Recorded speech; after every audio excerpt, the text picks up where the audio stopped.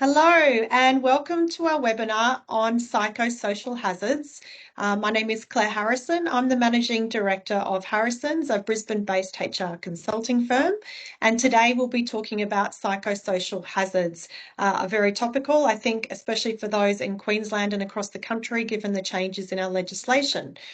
So Lisa Stockwell, our senior consultant, will be presenting today on this topic. I'll just do a little bit of an introduction.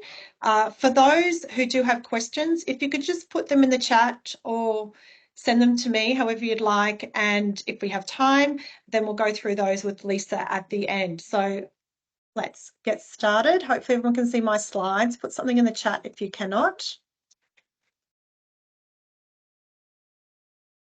Okay, just a disclaimer, Harrison's is not a legal firm. We're not qualified solicitors, so we're not giving you legal advice, nor are we giving you any advice that is specific to your organisation. Just to talk a little bit about Harrison. So we're a HR consulting firm. We've been around for 15 years this year.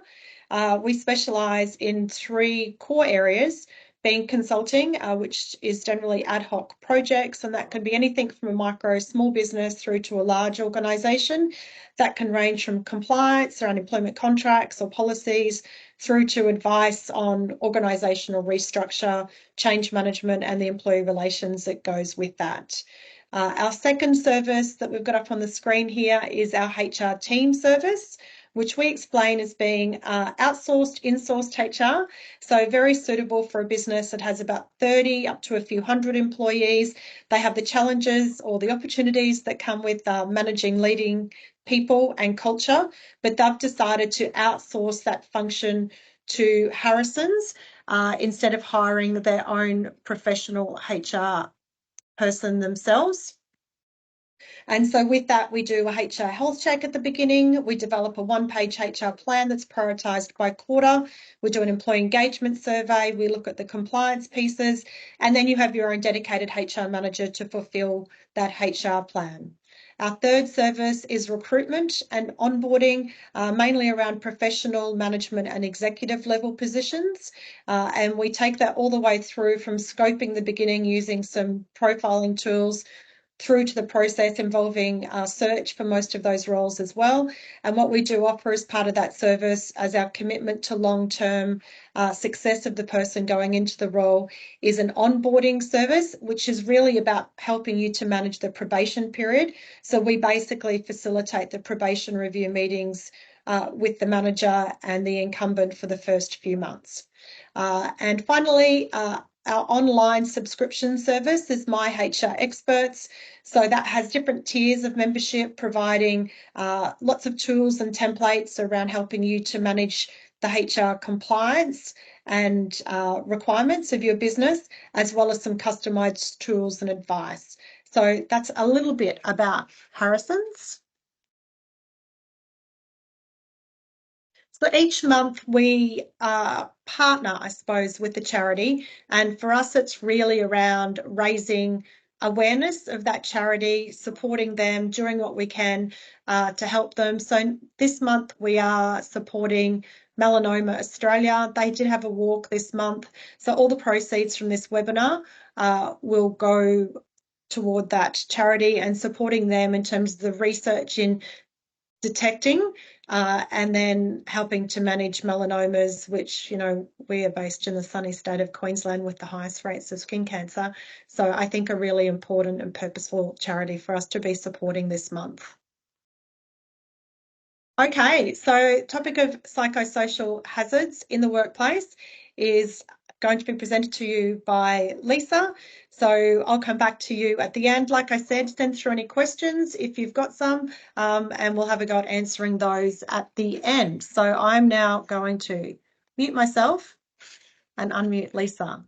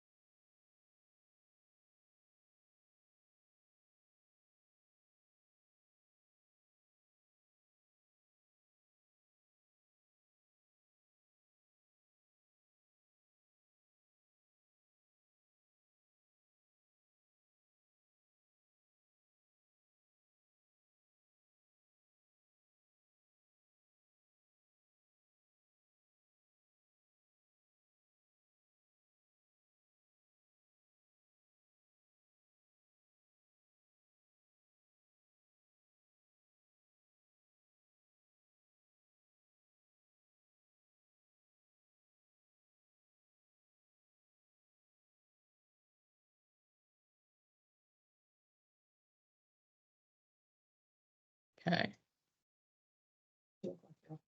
Yeah. Okay. Hello. Let me jump back to the agenda. Okay, so we're looking at 4 key areas today with psychosocial hazards. Firstly, we'll look at what are the work health and safety obligations that employers have in this space. What do we actually mean by psychosocial hazards? Some recent cases. And then finally, we'll have a look at how do we prevent and then respond to psychosocial hazards when they do occur. It's important to understand that every job exposes workers to some level of psychosocial hazard. On average, nearly 8,000 Australian workers are compensated for work-related mental health conditions every year. Psychological injuries usually have much longer recovery times, higher costs, and more time away from work than a physical injury does. About 9% of all serious workers' compensation claims are for work-related mental health conditions. But we obviously see a lot of things happen before it gets to that stage, whether it's resignation, whether it's people taking a lot of time off work, whether it's just interpersonal conflict, or just a lack of engagement in the workplace. So the new work health and safety obligations for employers, and this is across all of Australia, it's not just for Queensland. And it's this. We now have a positive duty to take reasonable and proportionate action to ensure that workers are not exposed to psychosocial hazards in the workplace. And it's important to note that psychosocial hazards includes things like sex discrimination, sexual harassment, and victimisation. So the primary duty of a PCBU, or the person conducting a business or undertaking, is to ensure, as far as reasonably practicable, that workers or other persons are not exposed to risks to psychological health and safety arising from the work carried out by the business or undertaking. So this positive duty also includes preventing it occurring from clients or other third parties. It is no longer enough just to respond once something has happened. You must proactively prevent it. Okay, so the actual regulations, this is what it looks like. A psychosocial risk is a risk to the health or safety of a worker or a person from a psychosocial hazard.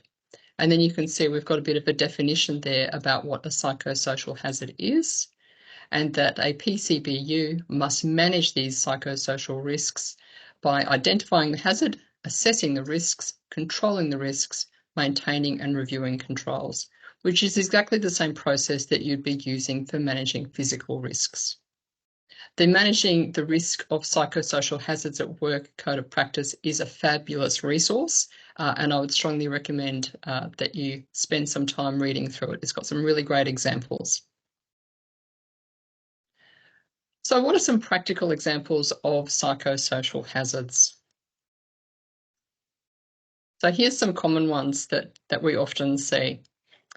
A survey of burned out Australian workers in 2023 found that more than 95% of them had a lack of role clarity, nearly 80% experienced poor change management, and more than 3/4 suffered inadequate reward and recognition. Rounding out that top 5 were poor supervisor support and isolated working conditions. It's important to understand that psychosocial hazards may actually interact with each other or combine to create new, changed, or higher risks. And it's important to consider all of the psychosocial hazards that workers may be exposed to when managing these risks. Sometimes a hazard may not create a psychosocial risk on its own, but it will if it's combined with another hazard. So as an example, you might have a high workload, so that means that they then can't take breaks or there's no one around to help them.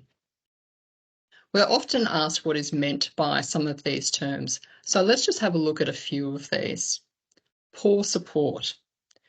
Well, that could be things like not having what you need to do your job well or safely or on time. So there might be limited tools, or maybe the IT system is a little bit faulty. Not actually having the necessary information that you need. It might be unclear, it might not be passed on in a timely fashion. Not enough supervisor support, so maybe the supervisor isn't available to help, or they provide unclear guidance, they take a long time to make decisions, or maybe they're just unempathetic. Maybe it's not easy to get help in that role. So maybe a worker can't actually leave their workstation, or they're physically separated from others. Or you might just have a culture where it's highly competitive or critical. Poor organisational justice is another one. It might be not keeping personal information private, where your policies or procedures are actually unfair or biased or applied inconsistency. So, favouritism in assigning the good shifts, for example.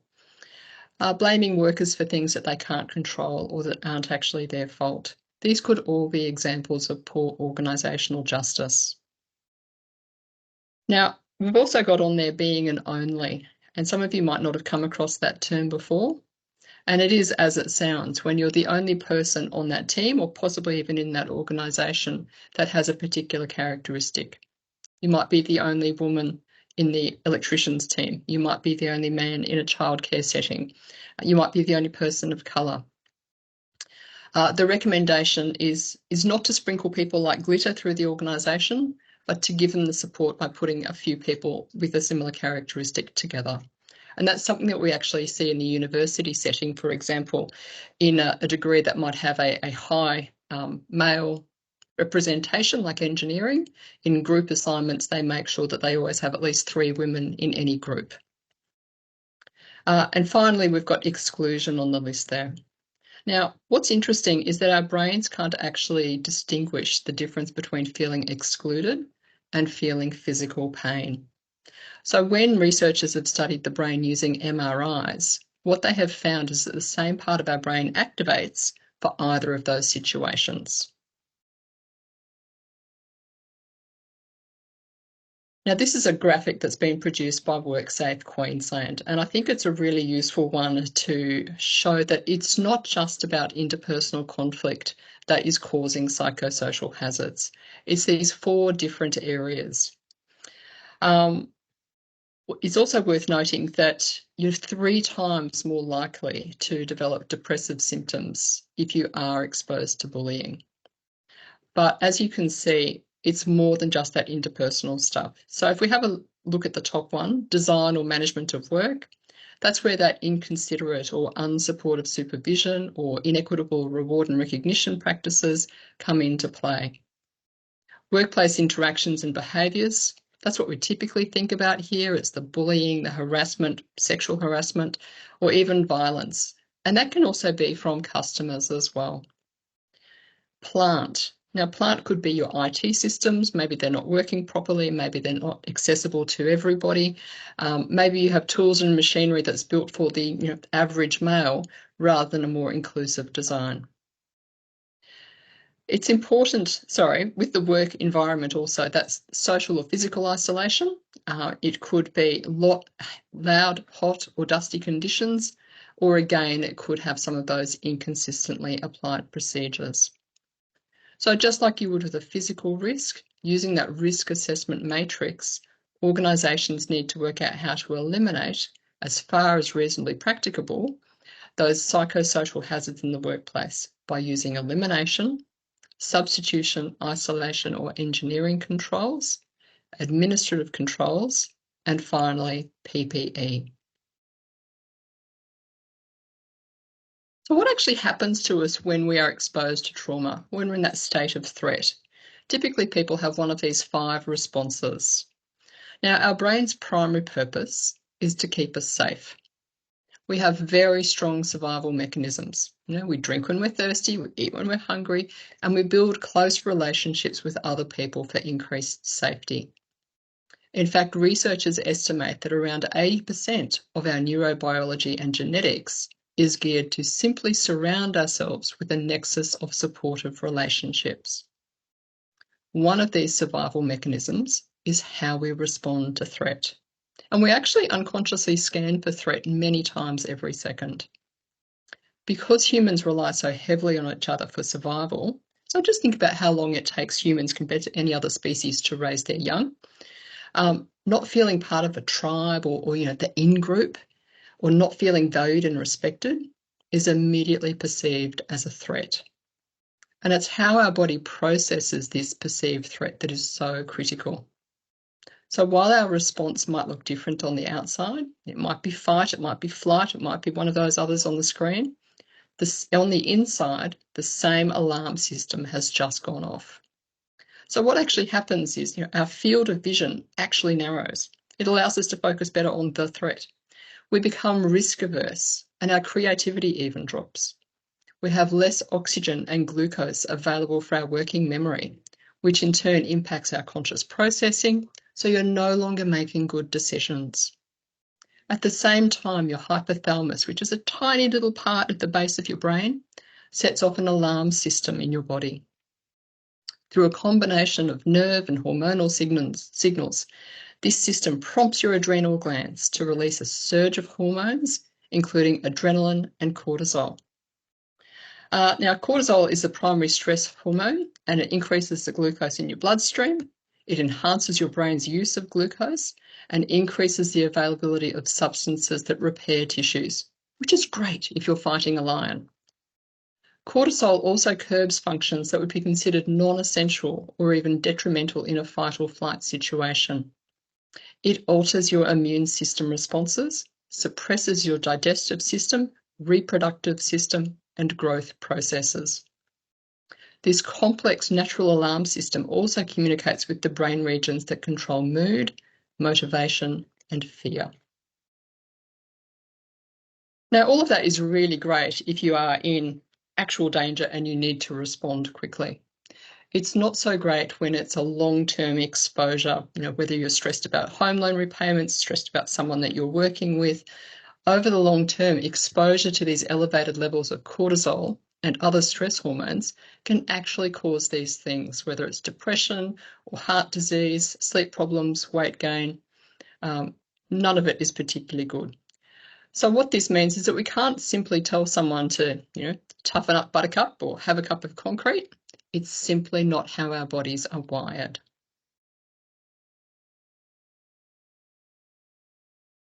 And this is important not only from an individual perspective, but also from a business perspective as well. Leading Australian psychologist Dr. Peter Cotton has found that more than 50% of our well-being at work can be attributed to the quality of our relationship with our line manager. This is the largest protective factor for our well-being at work. The second most significant factor, not surprisingly, was having supportive relationships with our team members.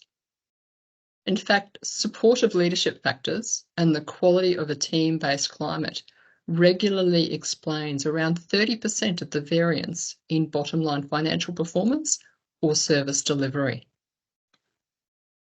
Further, a survey of more than 3,400 employees in 2023 found that managers impact their mental health more than doctors or therapists, and as much as their spouses or partners.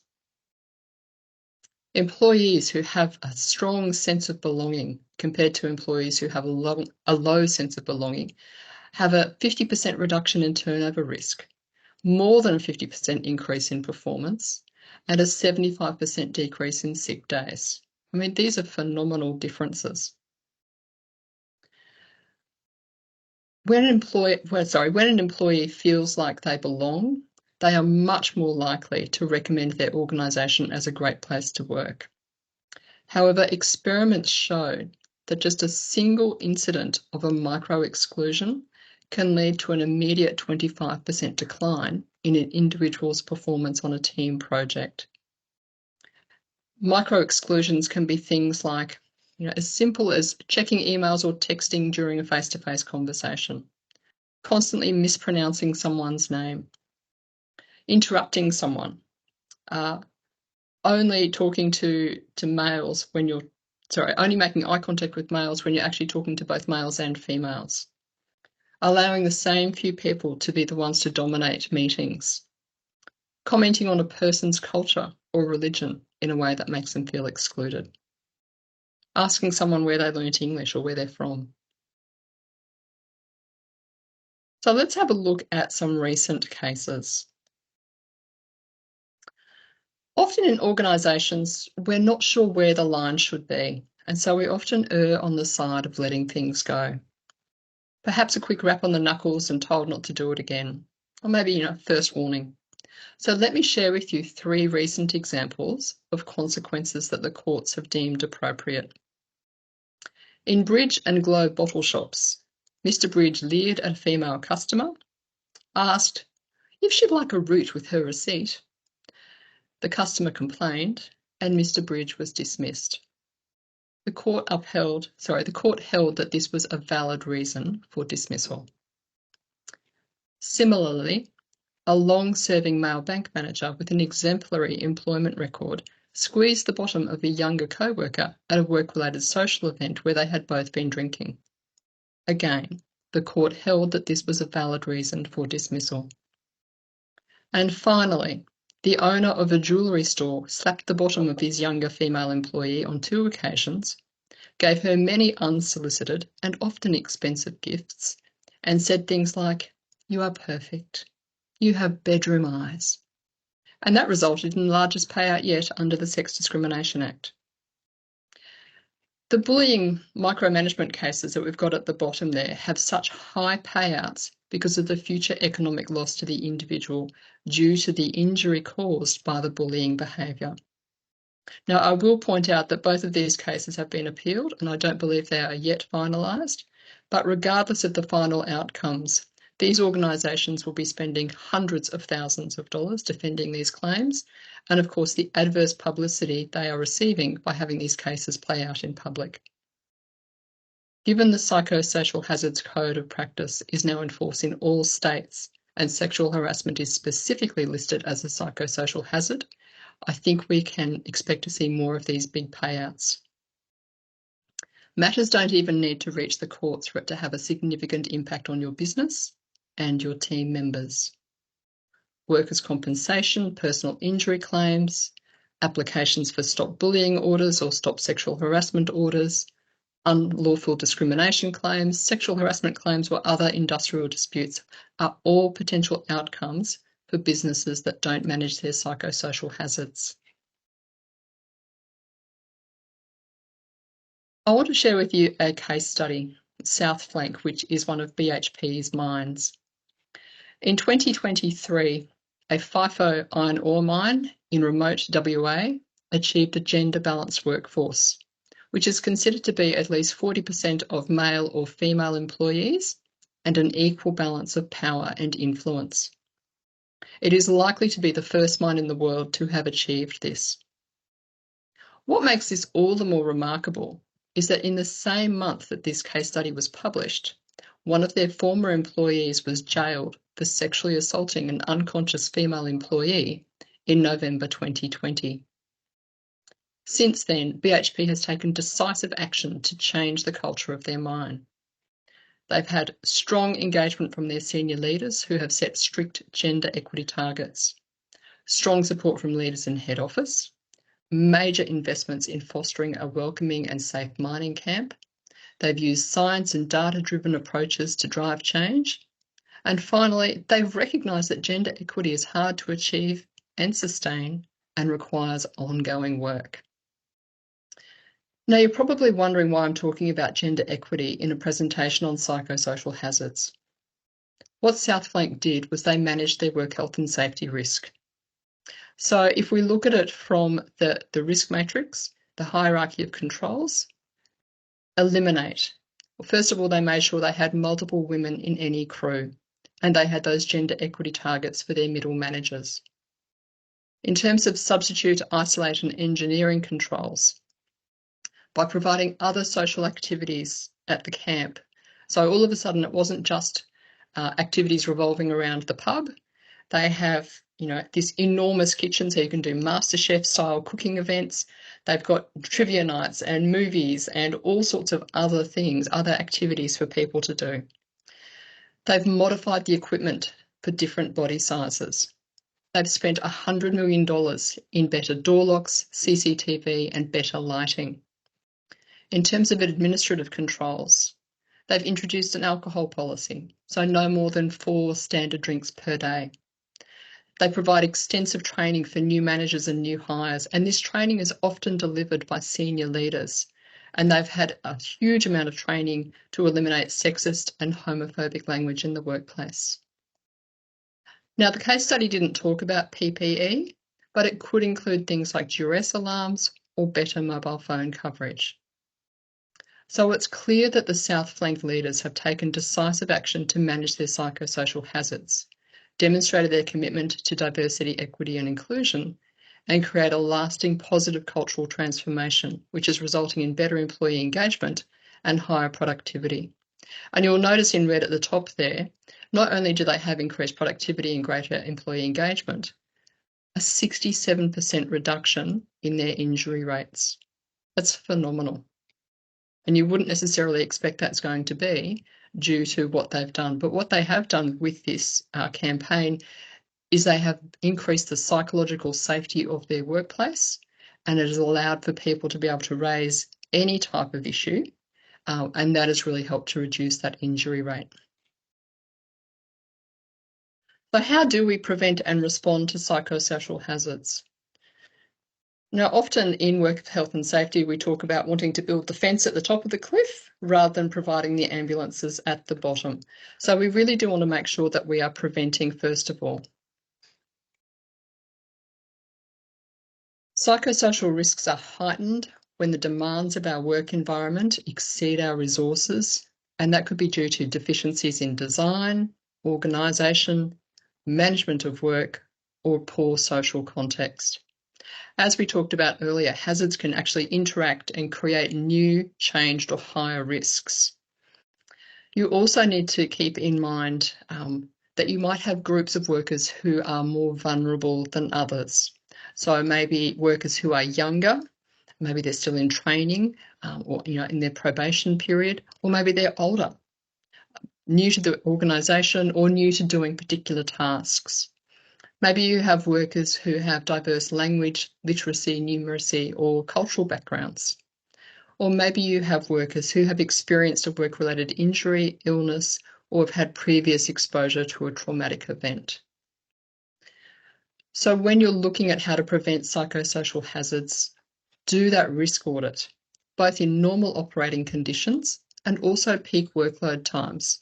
Consult with your workers, use surveys, actually do observations.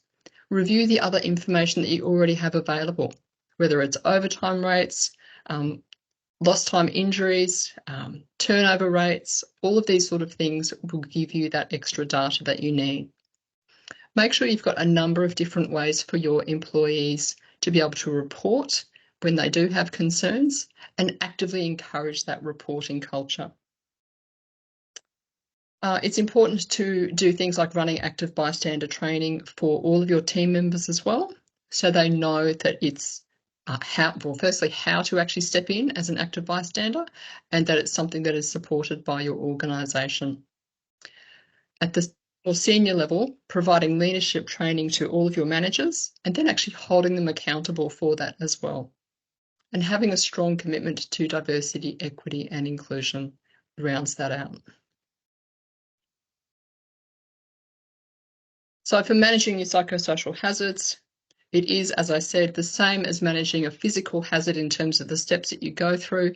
Step one, you need to identify the hazards, and that's by doing those things that we've just talked about, talking with your staff, observing what's going on, reviewing reports. Step two, assessing those risks. So you need to consider what would happen if workers are exposed to those identified risks and those identified hazards. Some hazards might have a low level risk and some might have very high, and you need to consider what that's going to look like. Step three, where possible, you want to eliminate that risk. And if that's not possible, then you want to be controlling it and minimising it as much as you can. And finally, maintaining, monitoring and reviewing. And the cycle continues.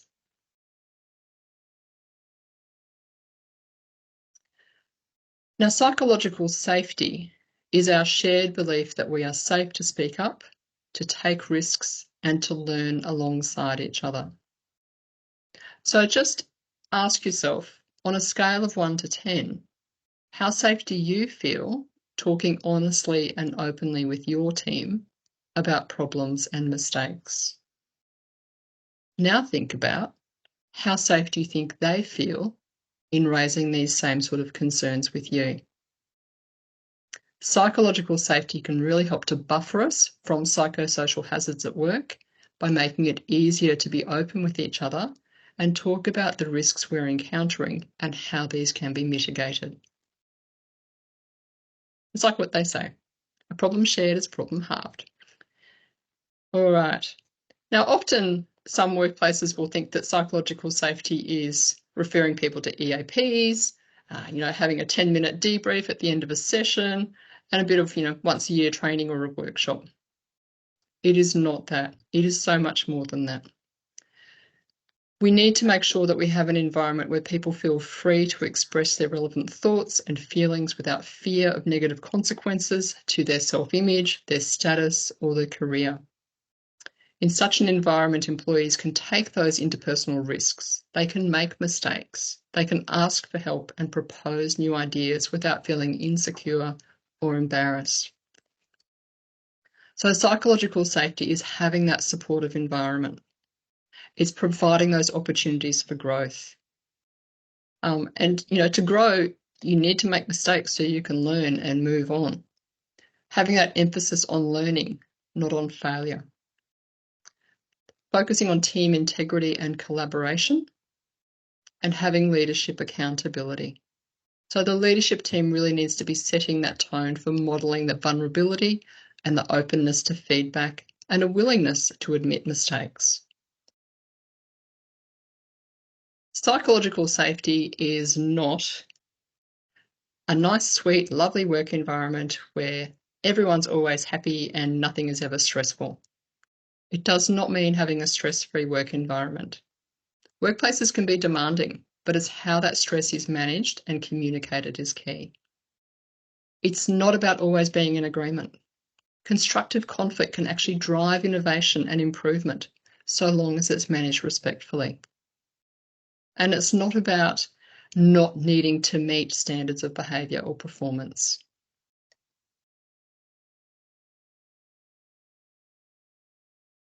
So as I mentioned earlier, many, but not all of our psychosocial hazards do come from our interactions with others. And this is just a helpful little guide on some choices of words that you can make to help boost the sense of psychological safety for your team. So there's some great examples in there by Amy Edmonston, who is a real leader in this field.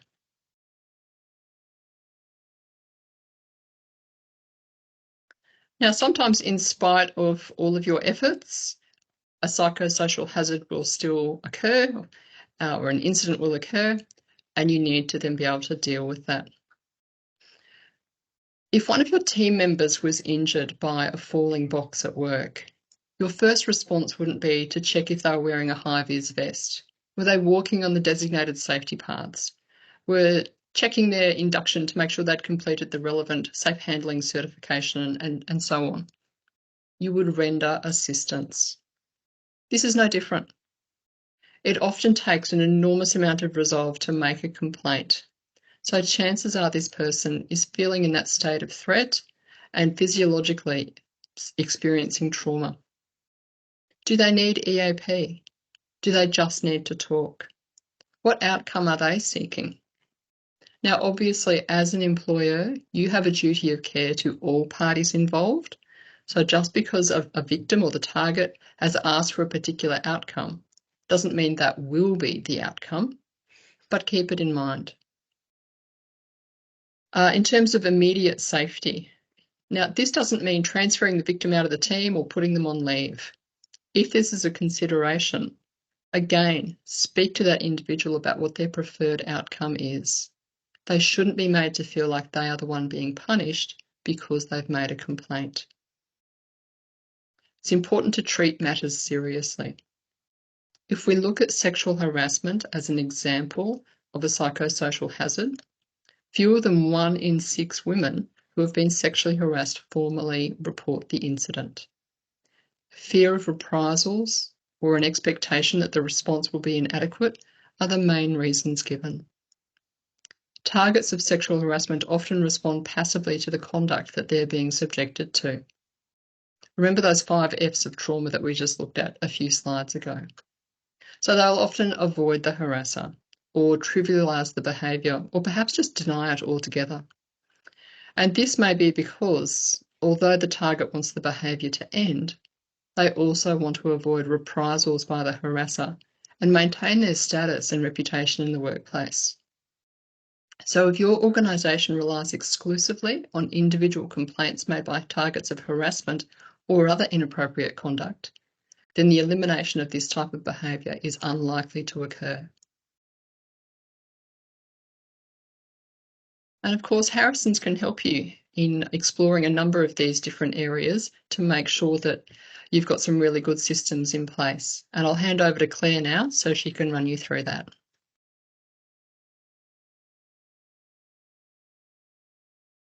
Thanks, Lisa. That was excellent. So much good content in there, I thought, and compelling in terms of why we need to do something about it, not just because there's a piece of legislation, but because of the impact that can have on our organisations, our health, our businesses, our families. So I love that. I haven't had any questions come through, so this will be your last chance to ask a question if you want to put it in the chat. But just to talk about how Harrison's can help. So we do have a mental wellbeing survey that can help you with assessing the psych safety risk within your organisation if you'd like us to help you with that.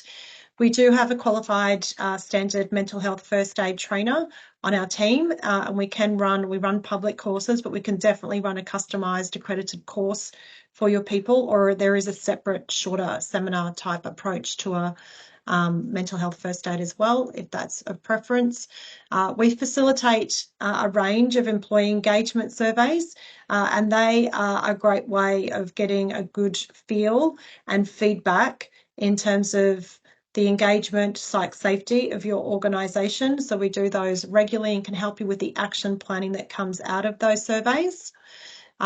Psych safety risk assessment, there's a standard process which, as Lisa has said, is very similar to any other form of work health and safety risk assessment, but we have that we can help you with as well. To many of the points that Lisa just covered, it is very much around the capability of your leaders. So we do offer a frontline leadership development program and coaching if that's something that you're interested in. And leading on from that is the one-on-one manager coaching. So if there's any of these things that you're interested in that may help you in this area, then feel free to get in touch with Harrison's. That's our phone number and our website, if that's helpful to you. Now I'm looking, there's no questions in the chat. So I'd like to say thank you very much. Thank